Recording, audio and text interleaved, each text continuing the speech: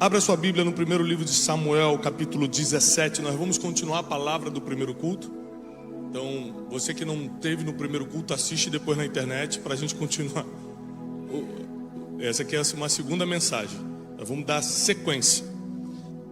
Primeiro capítulo de Samuel, capítulo 17, versículo 12.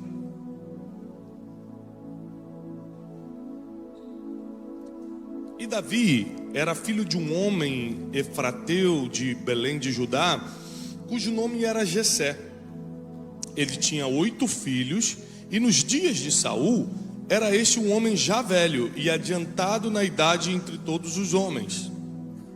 Foram-se os 3 filhos mais velhos de Jessé, e seguiram a Saul à guerra. E eram os nomes desses seus 3 filhos que foram à guerra: Eliabe, o primogênito, Abinadab, o segundo, e o terceiro chamava-se Samá. Era Davi o menor. Repete comigo: menor. Mais forte: menor. Uma coisa que eu percebo na Bíblia é que Deus não gosta de começar grande, não gosta de usar quem já está dando certo. Ele pega sempre o menor. Quando ele chama Gideão, Gideão fala: eu sou o mais pobre. Eu falei: então, eu adoro usar o mais pobre. Eu adoro usar aquele que não tem condição. Eu adoro usar aquele que não acha que é capaz. Eu adoro usar o menor, porque Deus confia coisas grandes a pequenas pessoas, para que o nome dele seja glorificado. Para ninguém tenha o risco de dizer: tudo bem que Deus me ajudou, mas eu sou bom, né? Então ele já começa a chamar os improváveis. Não, esse aqui tem tudo para dar errado. Vou chamar e vou mostrar que comigo dá certo. Essa aqui tem tudo para se perder na vida. Eu vou chamar e vou mostrar que comigo, quem tinha tudo para se perder, se acha. Davi sendo o menor e os 3 maiores seguiram a Saul. Versículo 15. Davi, porém, ia e voltava a Saul para apacentar as ovelhas de seu pai em Belém. Vou repetir esse versículo. Davi, porém, ia e voltava a Saul. Quem assistiu a primeira mensagem, a mensagem da manhã, se você não assistiu, assista na internet. Eu expliquei que Davi entrou pela primeira vez no palácio para tocar harpa. Então, quando a Bíblia diz que Davi ia e voltava a Saul, e ele voltava para quê? Para apacentar as ovelhas do seu? Ele ia no palácio, tocava a harpa, que era a habilidade que ele tinha na época, tocava a harpa, acalmava Saul, que Saul ficava perturbado por causa de um espírito que o atingia, um espírito mau da parte do Senhor, e ele rapidamente acabava, guardava o instrumento e voltava para as suas obrigações do dia. Isso quer dizer que Davi tinha consciência que nem tudo que você faz tem recompensa imediata. Porque tem gente que tocou, por exemplo, o tecladista está tocando ali, e ele fala assim: poxa, fui chamado para tocar no domingo, então quer dizer que minha vida agora vai mudar. Olha quanta gente me assistindo, estou tocando na presença dos reis da terra. E amanhã ele tem que ir para o trabalho normal. Se é numa borracharia, ele vai ter que ficar fazendo negócio do pneu. Se é limpar uma casa, ele vai ter que limpar a casa. Ele vai ter que voltar para a vida normal, para o cotidiano. Isso atinge muitas pessoas, quando parece que você está sendo usado numa coisa, mas tem que voltar para a sua normalidade outra hora. Davi tinha essa consciência, porque ele ia, tocava para o rei de Israel, tocava a harpa, acalmava, resolvia um problema para o rei e voltava para a sua vida ordinária. Voltava a fazer o que ele já fazia. Voltava a fazer o que não dava luxo, não dava dinheiro, não dava a liberdade que ele precisava. E deve ser muito difícil você estar num lugar muito bom no dia e ter que voltar para a sua realidade no outro. Quem está entendendo? Mas ele ia e voltava. Se você não tiver a habilidade de ir para alguns lugares, mas saber voltar para onde Deus ainda está te treinando. Porque Davi, quando assume Israel, Deus fala para ele: eu escolhi você, porque Israel precisa de um pastor. Você será a lâmpada de Israel, você será pastor de Israel. Então, o que ele achava que era humilhação, cuidar de ovelha, era treinamento para ele pastorear pessoas. Por isso que se você se deslumbrar com pequenas pistas do destino que Deus dá para você, você não quer voltar para o lugar do treinamento. E se você não volta para o lugar do treinamento, você abre mão de tudo aquilo que está por vir, porque Deus só entrega quando você está preparado. Deixa eu te falar, Deus nos chama de filhos, não é isso? Sabe quando Ele começou a nos chamar de filho? Alguém sabe, teologicamente falando? Quando é que Deus se torna nosso pai? Porque no Velho Testamento, Ele era Senhor dos Exércitos, Jeová, general de guerra, o grande eu sou, era só coisa altíssima, era alta patente. Depois de Jesus, Ele fala o seguinte: olha, agora eu vou definir um título só, você só precisa me chamar de uma coisa, e esse título vai englobar todas as outras coisas que eu sou também. E o apóstolo Paulo, em suas 13 cartas, começa dizendo: Deus, Pai do nosso Senhor e Salvador Jesus Cristo. E ele define: olha, se você quer entender o meu relacionamento contigo, você precisa entender um relacionamento do filho com o pai, de um pai com o filho. É por isso que o inimigo das nossas almas, Satanás, tenta atingir tanto a paternidade, tenta tirar tantos pais de casa, tenta fazer o pai ser ausente, não cumprir com as suas obrigações, não amar, não educar, não dar destino para os seus filhos, porque isso atinge diretamente a forma como as pessoas enxergam Deus. Então, como eu tive um bom pai, e tenho ainda, é mais fácil para eu entender o relacionamento de um ser humano com Deus. Porque meu pai o tempo todo tenta me proteger, então eu falo: ah, entendi, Deus o tempo todo me protege. O meu pai, quando está na frente dos outros, fala: não, meu filho, rapaz, meu filho você tem que ver meu filho pregando, tá? Meu pai é meu divulgador, fica dando meu livro. Você já leu o livro do meu filho? Não, por favor, toma esse livro aqui e tudo. Então, eu começo a entender melhor o amor de Deus, porque eu tendo um bom relacionamento com meu pai, eu consigo entender como é. E quem não tem? Quem teve um pai abusador? Quem teve um pai ausente? Um pai que não pagou pensão e você ficou sem comer dias? Quem teve um pai que simplesmente resolveu abandonar a família e seguir a vida a troco de nada? É difícil. É difícil você entender a bondade e a misericórdia do Pai eterno, do Pai das luzes, do Pai celestial, quando você não tem referências. Por que Abraão foi chamado pai da fé? Porque ele acreditou quando não tinha referência para acreditar. Hoje dizer que a gente acredita é fácil. Tem Bíblia, tem um monte de testemunho, tem culto, tem... E acreditar quando ninguém é referência, ninguém te falou antes. Eu já escutei a mesma voz, pode ir que é Deus. Então, sem referência a gente perde rumo. Sem referência a gente fica sem norte. Então o inimigo ele tenta atingir essa figura paterna justamente para a gente não entender o relacionamento de Deus com a gente. Mas uma coisa que eu percebo é que um pai o tempo todo ele fica tentando justamente dar direção para o filho. Ele fica tentando o tempo todo guiar o filho. Você vê que Davi, ele foi colocado como pastor em Israel depois que foi treinado para isso. O meu filho, eu tenho 4 filhos. Você imagina? Quando a gente morava aqui nos Estados Unidos há anos atrás, a gente era feliz e não sabia, porque no Brasil é muito difícil achar os carros de 8 lugares, né? Então tem 4 filhos, sogra, papagaio, cachorro. Sai em 2, sai caravana para ir para a igreja lá de casa. É Kombi, carro auxiliar, para caber todo mundo. E com 4 filhos eu entendi uma coisa. Eu amo meus filhos, não existe nada mais importante na terra do que os filhos.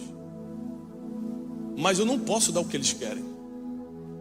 Meu filho Joaquim, por exemplo, de 4 anos, ele quer chocolate, pirulito, bala todo dia, paçoca. Se eu der isso para ele, ele não chega aos 10 anos de idade. Vai entrar uma diabetes violenta, vai levar meu filho. Então ele quer muito, mas eu tenho que fazê-lo chorar quando eu digo, não vou dar. E ele acha que eu estou fazendo sofrer porque eu boto ele para comer arrozinho e carninha com brócolis. Não é possível que meu pai me ama me botando para comer isso aqui, enquanto eu queria minha paçoquinha. O que ele não entende é que o filho não dá, o pai não dá para o filho o que ele pede, dá o que ele precisa. Vou repetir. O pai não dá para o filho o que ele pede, dá o que ele precisa. É por isso que o diabo tenta atingir a imagem que você tem do seu pai, porque senão você não vai entender essas coisas. Você não consegue entender como Deus trabalha com você. E quando Deus te diz um não, você fica emburrado. Imagina quantos nãos Deus deu para Davi. E ainda assim ele continuava indo e vindo. Ele ia lá, cumpria o compromisso dele com a harpa, voltava, cuidar de ovelhinha. Porque é muito difícil você ver todo mundo se dando bem e você continuar na sua vidinha ordinária. A Bíblia diz que Eliabe, Abinadab e Samar já estavam no exército. Ou seja, foram para o lado de Saul, estavam com patente, estavam crescendo financeiramente, e ele ainda estava, vai lá, cuida de ovelhinha, corre lá, toca para o rei, não vai ter um dinheirinho hoje não, então volta lá com ovelhinha, e tal, e na vida ordinária, vendo quem estava perto dele se dar bem. E voltar é muito difícil, porque é quando você vai e volta, que você se compara. As redes sociais potencializaram muito isso. Hoje você entra na rede social de uma pessoa, está todo mundo se dando bem. Todo mundo está se dando bem na rede social, mas só na rede social, não se engane. Eu mesmo nunca postei uma briga minha da minha esposa na rede social, a gente só posta coisa boa. Quando está brigando, a gente desliga o celular. Vai que a Siri escuta, né? A Siri fala, que isso, pastor? Então você vê na rede social, está todo mundo se dando bem. Você está lá no Brasil ainda, aí vê o amigo que se mudou para os Estados Unidos. Aqui nunca aconteceu isso, mas tem muitos lugares em outros estados americanos que acontece. Que a pessoa está no Brasil e vê lá, gente, ele foi mês passado, já está com esse carro. É o carro dos outros que o cara fala, vai, tira foto rapidinho. E o cara bota na legenda, quando Deus dá vitória é assim.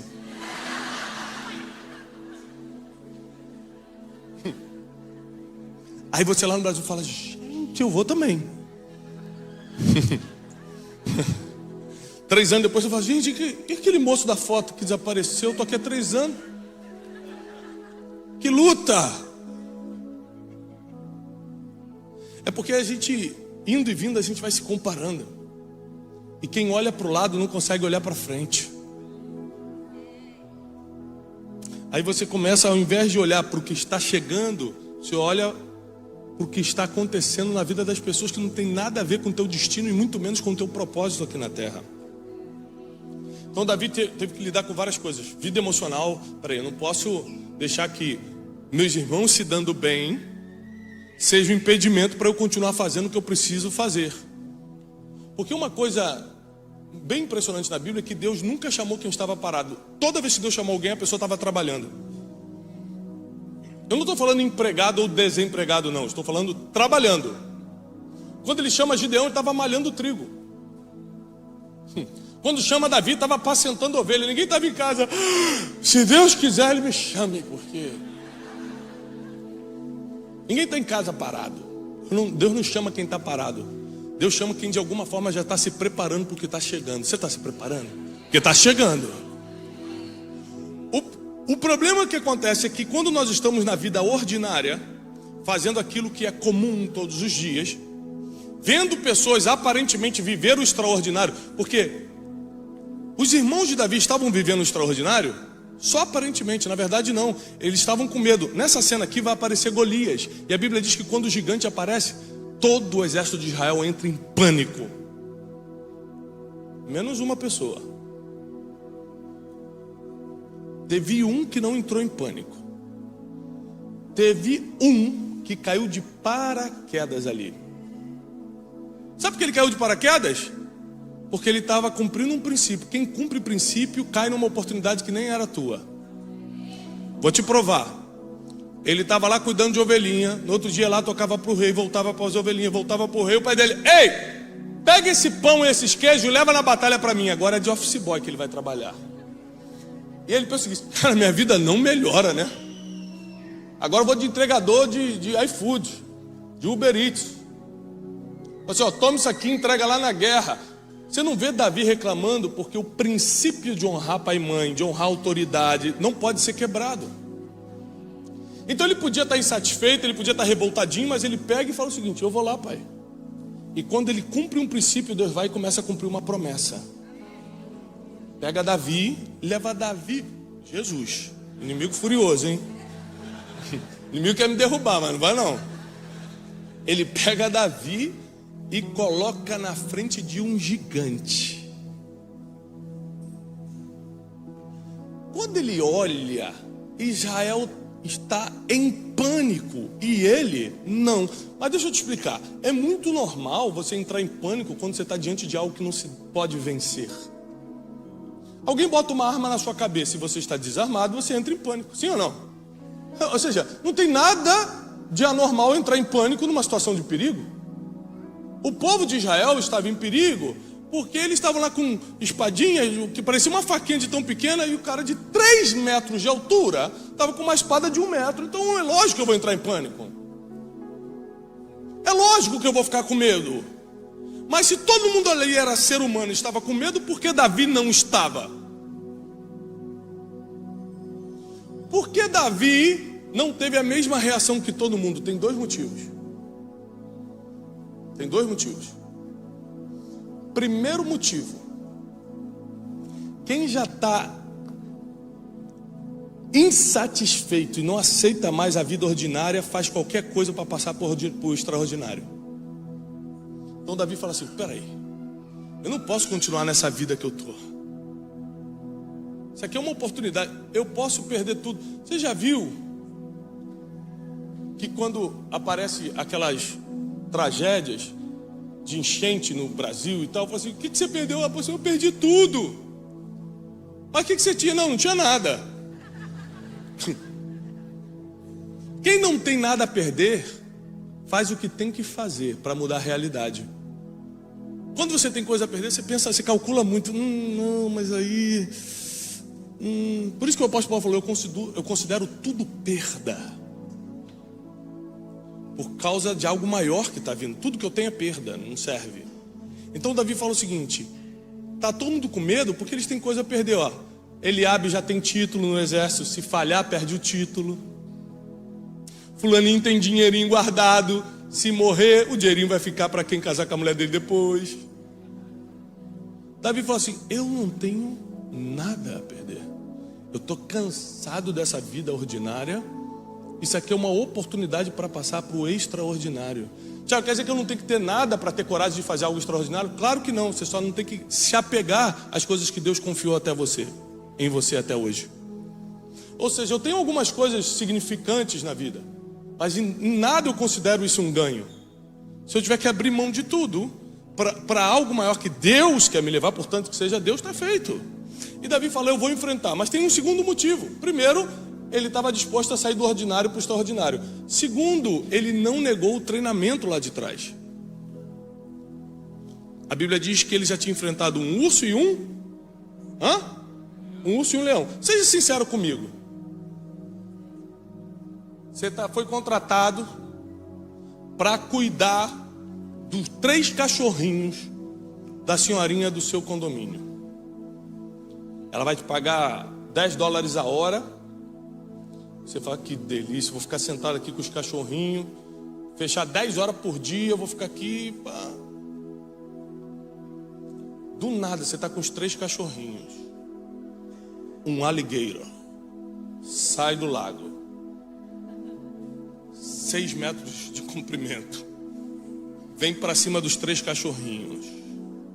O que você faz? Não vai pegar os cachorrinhos dessa senhorinha, não. É isso que você faz? Ninguém toca nos cachorrinhos dos outros aqui, não, hein? Parte para cima do crocodilo, é isso que você faz? O que o ser humano comum faz? Sai correndo! Diabo, vai embora. Somente quem quer fugir do comum e ir para o extraordinário enfrenta o que ninguém enfrenta. E aí Davi fala assim: ninguém vai tocar nas poucas ovelhas do meu pai, não. Só que quando ele não foge desse problema, ele não tinha nem ideia que ele estava sendo treinado para algo maior. Esses dias, anos atrás, 3, 4 anos atrás, eu estava vendo Discovery Channel. Já viu aquelas partes que passam dos animais? Tem Animal Planet, tem um negócio. Aí estava passando o urso quando vai atacar. O urso quando vai atacar, ele vê assim alguém para atacar, ele vai nas 4 patas e quando chega perto, o que ele faz? Quem já viu? Levanta em 2 patas, não é isso? Que ele com essas 2 aqui que ele vai para cima. E o Discovery Channel falou: o urso em pé, em posição de ataque, pode chegar a 3 metros de altura. Aí Davi está aqui, todo mundo com medo, ele doido para sair do ordinário para o extraordinário. Olha o gigante e fala: não, mas não é tão alto não, gente, eu já matei um desse tamanho. E nem era humano. Deus te faz passar coisas medonhas no passado para você ter experiência no futuro. E quando todo mundo está cheio de medo, você fala: não, eu já sei como derrubar isso aí. E Davi pega uma pedra. A Bíblia diz que quando ele calculou, ele pegou uma pedrinha. Por quê? Ninguém teve inteligência. Repete comigo: inteligência. Para pensar o seguinte: para que eu vou lutar de espadinha? Para que eu vou lutar na mesma arma se eu posso atingi-lo de longe? Inteligência, estratégia. É o poder da visão. Enquanto muita gente olha para o gigante e fala assim: ah, é muito grande, não tem como derrubar. Outras pessoas olham para o mesmo gigante e falam: meu Deus, é muito grande, não tem como errar. Não tem como errar não, a cabeça é muito grande. Ó glória, aqui ó. E vai na testa. Derruba e entra para a história. A Bíblia diz que Israel começou a cantar o nome de Davi. Um dia antes, ele estava de Uber Eats. Toma aqui pãozinho, queijo, vai, toca a arpinha. Volta aqui, cuida das ovelhas. Um dia antes ele estava só suando, ó, só na correria. Já viu que a gente fala: tá na correria, tô na correria. Toca aqui, vai para cá. Um dia antes ele estava assim. Outro dia, estava todo mundo cantando Israel. Saul matou milhares, mas Davi matou seus 10 milhares. De um dia para o outro, Deus muda a sua história, se o processo que Ele te colocou está sendo levado a sério. Davi não estava em casa curtindo a vida ou reclamando porque as oportunidades não chegavam para ele. Ele estava trabalhando enquanto uma oportunidade não aparecia. E quando apareceu, ele estava treinado pela escola, pelo Harvard Business. Não, estava treinado pela vida. O maior treinamento que Deus te dá é a vida. Olha o que você já passou na tua vida, para você ver como é que você já está treinado. Você pode até chamar de problema, mas o que você chama de problema, Deus chamou de treinamento. E está te colocando num outro nível. Está te colocando numa nova estação. Porque muita gente pensa em desistir nessa correria. Eu estou usando minha habilidade aqui para os outros, aí tem que vir aqui para ganhar merreca com as ovelhas. Agora já estão abusando de mim, pedindo para levar pão lá para os outros. Que enquanto você está pensando em desistir, porque não vê perspectiva de futuro, tem gente como o Davi que fala assim: não, uma hora chega a oportunidade. E não chega do jeito que eu quero não, chega de um jeito medonho, assustador. A oportunidade tem o hábito de andar disfarçada. Você acha que é um problema, mas é uma oportunidade. Você acha que é uma pressão, que é uma luta, mas é uma grande chance. Geralmente oportunidades vêm disfarçadas. E Davi entra nessa batalha. E a primeira coisa que ele pergunta, que Davi sabia o que queria: você sabe o que você quer? Davi sabia. Quer ver? Ele entra na batalha. Qual é a primeira coisa que ele faz? Quem lembra? O que ele grita? Hã? Quê? Qual é a recompensa? Muita gente fala o seguinte: não, ele falou: quem é você para afrontar o exército dos Deus vivos? Falou mesmo, depois. Ele ficou espiritual depois que ele soube da recompensa. Quando ele soube da recompensa, ele quem é esse homem aí para afrontar o exército? Qual é a recompensa? O que vão dar para quem derrubar? Ele nunca tinha perguntado de recompensa para ninguém. O pai dele mandava fazer as coisas, ele fazia. Saul mandou ele tocar, ele tocava. Ele nunca tinha perguntado: mas o que eu vou ganhar? Mas tem uma hora que vem tudo na tua mão. Ele falou: ninguém quer lutar, só eu. O que eu vou ganhar? E aí todo mundo começa a falar: olha, o rei vai dar a mão da filha. Ele: opa, vou deixar de ser plebeu e vou me tornar nobre? Isso. Vai enchê-lo de riquezas. Vou deixar de ser pobre, vou ficar rico? Isso. E vai isentar a casa do pai de impostos em Israel. Ainda vou honrar meu pai e minha mãe. Fechado, eu vou. Quem é esse incircunciso? para afrontar o exército de Deus. Aí ficou espiritual. Quando ele soube que ia ficar rico, ele falou: deixa comigo. Sabe por que muita gente não luta com gigante? Porque não sabe o que quer. Não sabe qual é a recompensa de derrubar gigante. Quando a depressão aparece, você se entrega. Quando a quebra financeira vem, é mais forte do que a tua vontade de se levantar. Quando alguém fala mal de você, você se tranca e chora por 3 dias. Porque você não sabe que quanto maior o gigante, maior a recompensa. Quanto mais ninguém quer fazer o serviço, mais caro vão pagar para quem quer fazer. Ninguém queria fazer esse serviço, derrubar o gigante. Davi falou: deixa que eu derrubo, mas o que vão dar? Davi não era pidão, ele só pediu na hora certa. Já viu gente pidona, que o tempo todo está pedindo? Davi, ele serviu por muitos anos para um dia só pedir. E quando pediu, irmão, pediu bem. E saiu por cima. Sirva por muitos anos sem esperar nada em troca, porque o dia que Deus falar pode pedir, você vai saber exatamente o que pedir. E isso vai mudar a sua história para sempre. Por isso, se você está pensando em desistir, eu vim aqui para te dizer: não desiste. Porque a correria de um lado para o outro não é fácil mesmo. Sentir-se desvalorizado não é fácil. Às vezes estar sozinho, ninguém olha para você, não é fácil. Quem estava do lado de Davi? Ninguém! Seus irmãos zombavam dele. Quando ele chega na frente da batalha, ele abre e diz assim: o que você veio fazer aqui? Com certeza você veio espionar, veio aqui fazer fofoquinha, veio aqui saber do que está acontecendo. Davi, mas o que eu fiz dessa vez? Quando ele fala isso, mostra que o tempo todo acontecia esse tipo de acusação. O que eu fiz desta vez?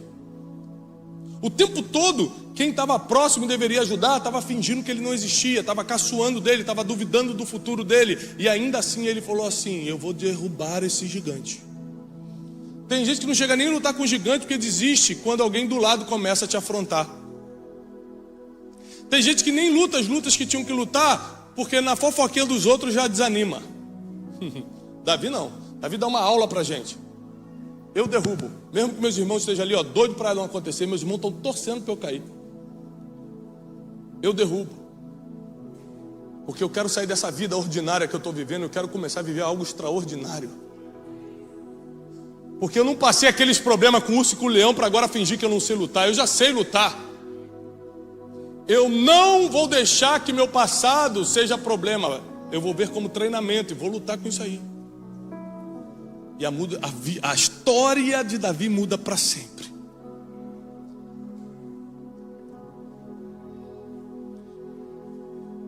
E ele começa a escutar todo mundo gritando o nome dele. Israel começa a celebrar o nome de Davi. E aí começa um outro problema. Porque deixa eu te falar uma coisa: problema na vida nunca acaba. Quem está passando um problema hoje aqui? Quando esse problema acabar, que vai acabar porque o problema não dura para sempre, adivinha o que vai acontecer? Vai vir outro. Desculpa te dar essa notícia. É que a vida é assim. Gente, deixa eu te...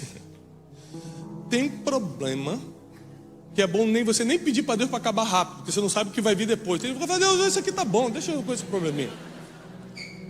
Porque tem uns problemas mais ou menos que acabam e vem um pesado. Fala: Deus, aquele problema estava uma delícia, eu não sabia.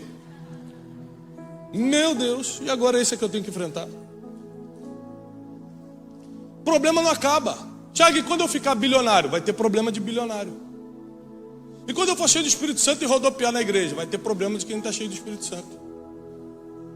O problema não termina, você muda só o tipo de problema. É lógico que, por exemplo, se você fica milionário, bilionário, você não vai ter mais o problema de atrasar a conta.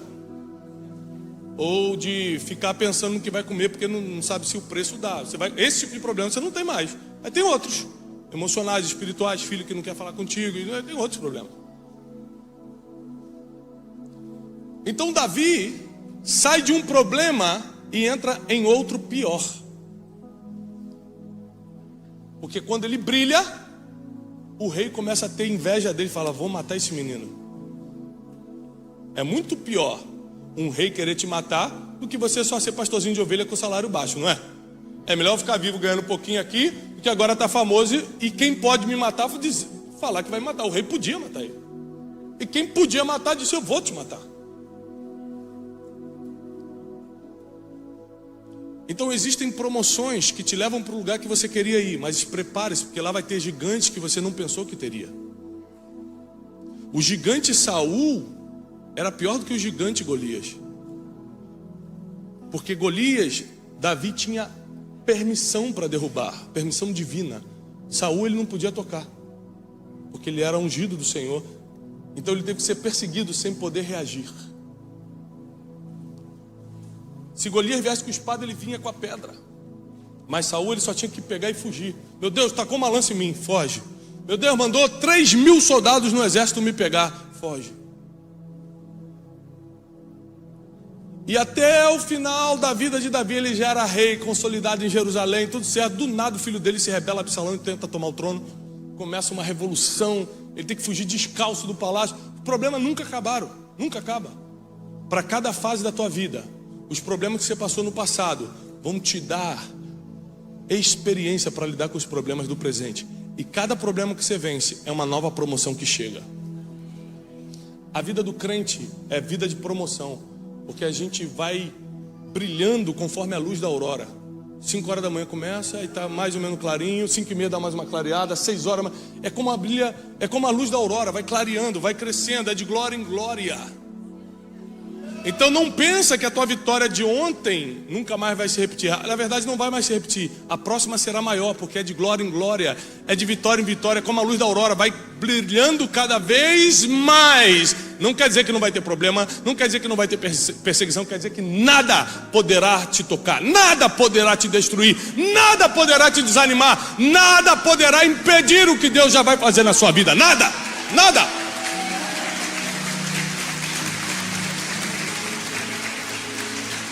E eu encerro dizendo o seguinte: Davi soube lidar com as fases. A maioria dos seres humanos desistem porque não sabem lidar com as fases da vida. Eu estou vivendo uma fase hoje que quem me vê de fora fala: Thiago está numa fase boa. Mas é porque você só vê número. Você vê o número de rede social, vê onde eu vou, onde eu deixo de ir e tal. Mas na verdade é uma fase muito difícil, onde você tem que tomar decisões, que uma decisão errada... Se há 10 anos eu tomasse uma decisão errada, eu, puxa, errei, caramba, vou começar de novo. Se eu tomo hoje, acaba com a minha vida. Você tem que andar mais atento com tudo, escolher com o que você faz, o que não faz, onde investe, com quem anda, tudo. Você tem que estar 24 horas atento, ligado, no mundo espiritual, no mundo natural. Acabou. Então é fácil você olhar para os outros de fora e falar: está numa fase boa. Você não está acompanhando por dentro. Você não sabe os desafios. Você não sabe como está a vida emocional, como está a vida espiritual, como está a família, como está que tipo de inimigos ele está enfrentando. Porque a maioria dos inimigos você enfrenta e não pode tornar público, porque senão você divulga o inimigo. Aí você tem que enfrentar calado. Então deixa eu te falar uma coisa: a vida de Davi, como a nossa vida, foi uma vida feita de fases. E ele soube respeitar cada fase. Por isso ele terminou bem. Porque errar, ele errou mais do que a gente. Errar, ele errou mais do que a gente. Mas ele terminou bem. Porque ele soube como respeitar cada fase. A fase que você está hoje não é para você desistir. É para respeitar. Porque está vindo algo muito melhor aí. Está vindo algo que vai te levantar de vez. E nada será capaz de te derrubar. Se você crê nisso, fica de pé e aplauda ao Senhor. Eu quero orar por você.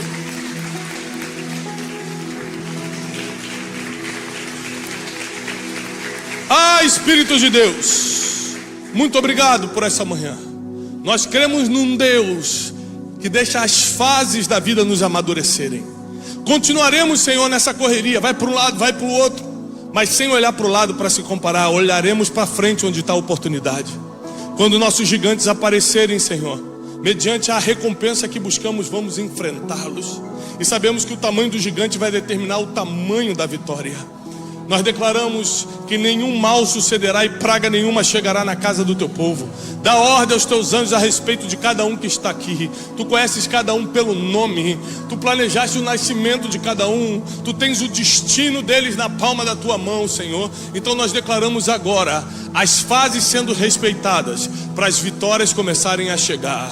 Você não vai desistir, você não vai parar pela metade, você não vai jogar tudo para o alto, você não vai abrir mão da tua própria vida, você não vai abrir mão das oportunidades que Deus te deu. Deus vai te levar para uma fase que você nunca imaginou. Está logo ali na frente. Diz o Senhor, aguenta mais um pouco, porque está chegando o dia da promoção. Está chegando o dia da mudança. Aguenta mais um pouco. E nós declaramos isso na autoridade do nome que está sobre todo nome, que é o nome de Jesus. Aplauda o Senhor. Eu desejo paz e prosperidade sobre a tua vida, em nome de Jesus.